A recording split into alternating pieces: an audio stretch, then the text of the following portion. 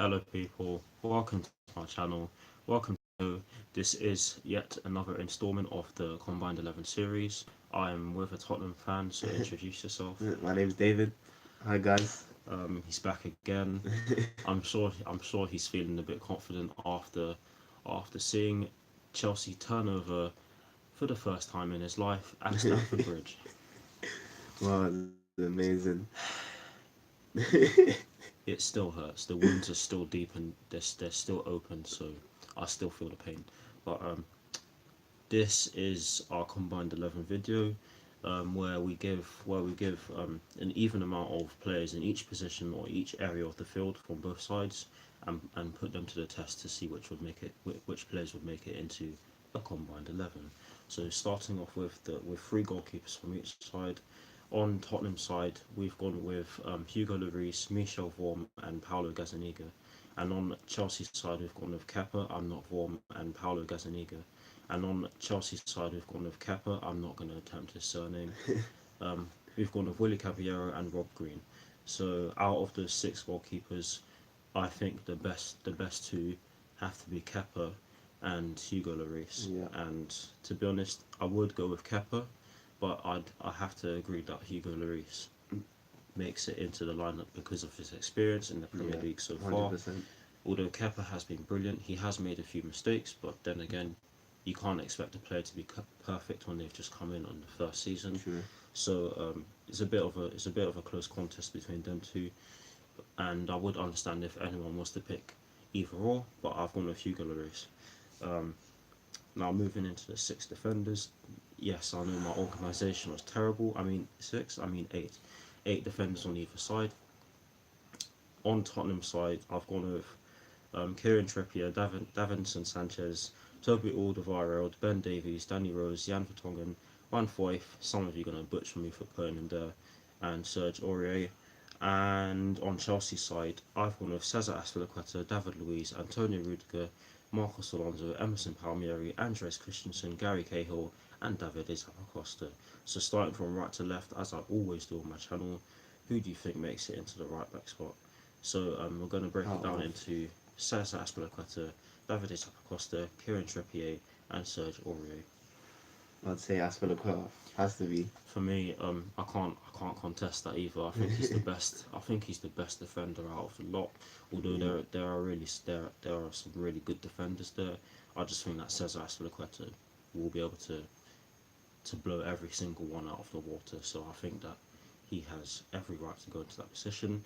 Now the two centre back positions, we're going to break it down into David Luiz, Antonio Rudiger, Andres Christensen, Gary Cahill on Chelsea side, and on Tottenham side it's going to be Davinson Sanchez, Toby Alderweireld, Jan Vertonghen, and Van Foyth. Tough one, tough one. For me, come on. Toby Alderweireld has to be in this combined XI. I think at the moment it has to be Toby Alderweireld and Antonio Rudiger. I love David Luiz. You lot know how much I love David Luiz, particularly you Liverpool fans.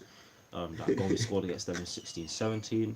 But the only reason why I haven't gone with him is because of the fact that he some of the mistakes he's been making in recent weeks have almost cost us. I mean, against Everton in the first half, he gave the ball away quite a few times.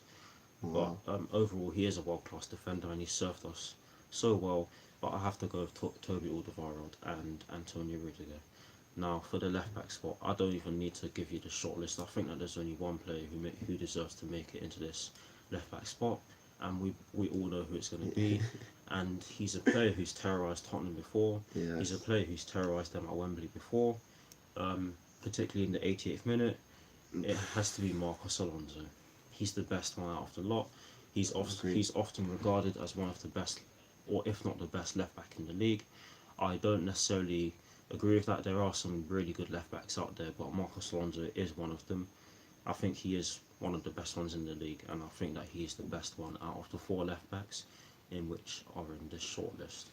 So moving into the midfielders, I think this is going to be a really tough pick because obviously both teams play a different back four system. Tottenham often play a 4-2-3-1, which can interchange into a 3-4-3 or a 3-4-2-1, or even the 3-5-2, depending on how Mauricio Pochettino sets his team up and what players he picks.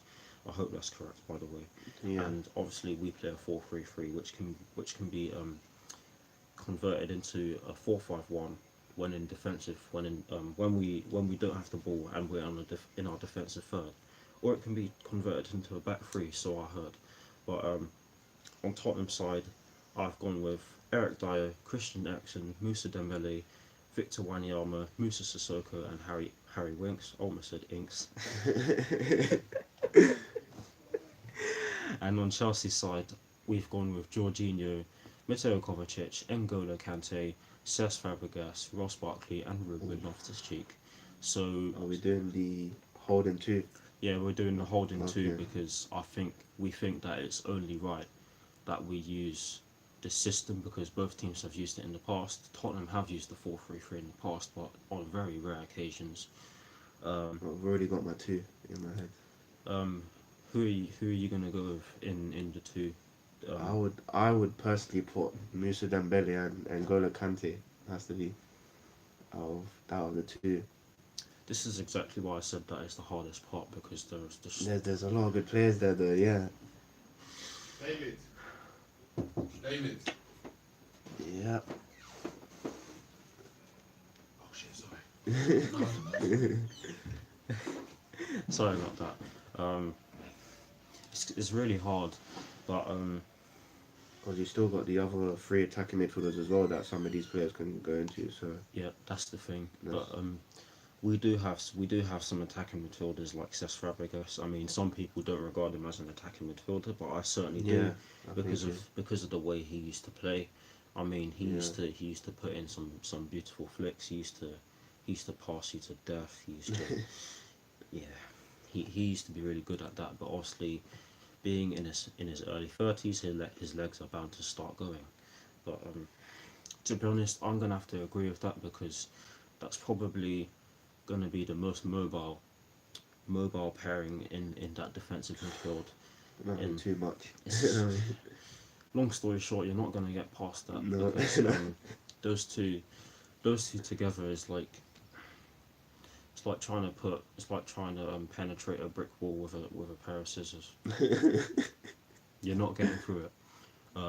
Although you can make a case for Mateo Kovacic because he can play in all three central midfield positions. He can play as a defensive midfielder, he can play as a pivot, he can play in a central midfield role, and he can play as an attacking midfielder. So it's a hard one, but we've had to go with them two because they're just superhumans.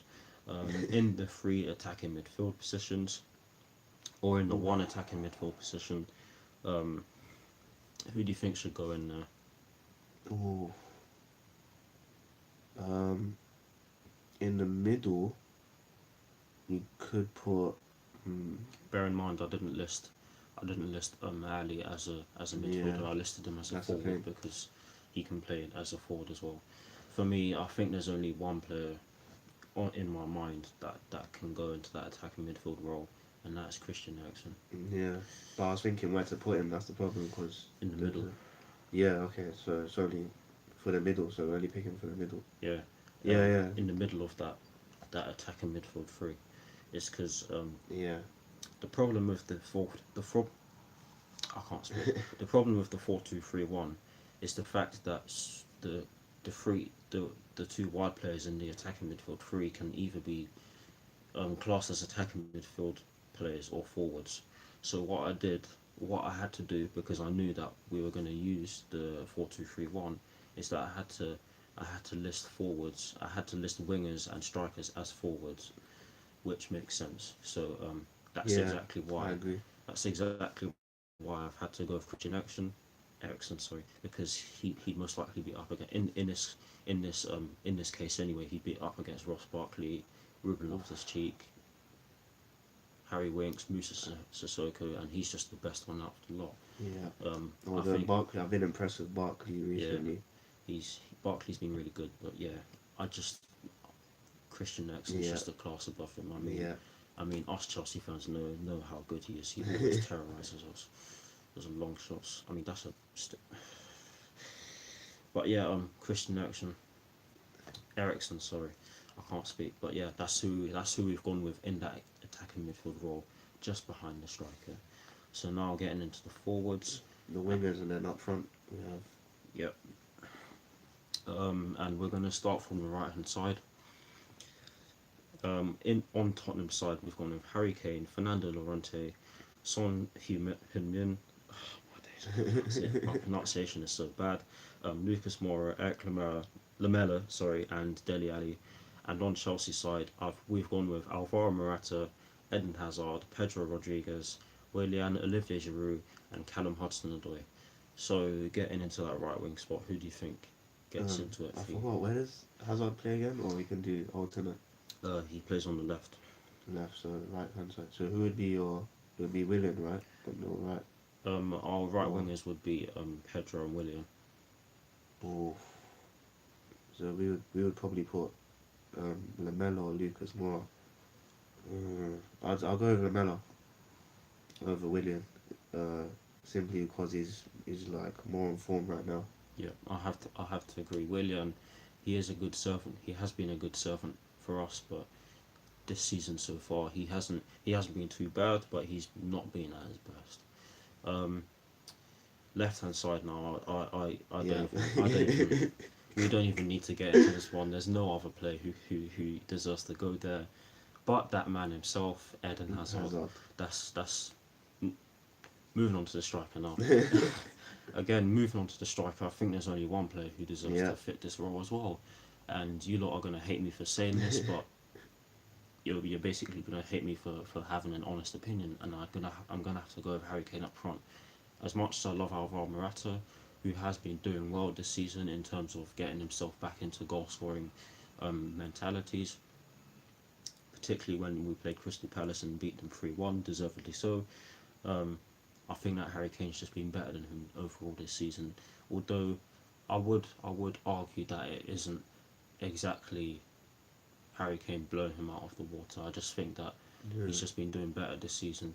Although give Morata credit, because I know for a fact that no matter what he does in tomorrow's game, he will get slated.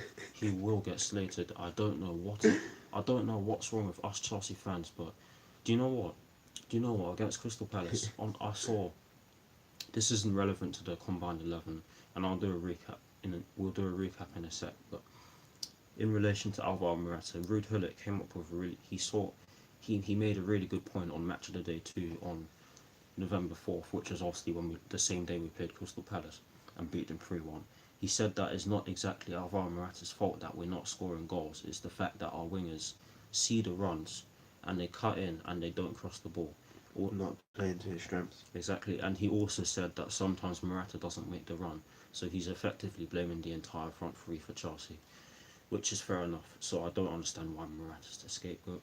But anyways, to recap the lineup, and starting from the goalkeeper position, we've gone with Hugo Lloris in goal. We've gone with a back four from right to left of Cesar Azpilicueta, Antonio Rudiger, Toby Alderweireld, and Marcos Alonso. In that defensive midfield too, we've gone with N'Golo Kante and Moussa Dembele. Can't beat that. And in the attacking midfield three, on the right hand side, we've gone with Lamella on the right hand side, Christian Eriksen in the middle, and Eden Hazard on the left of that attacking midfield three. And up front, we've gone with Harry Kane.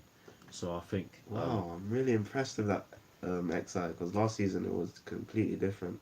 yeah, it was completely different, but that was because of Yeah. we were more used to the 3-4-3. So This season we have 7 players in the combined XI. That's strong. it just shows you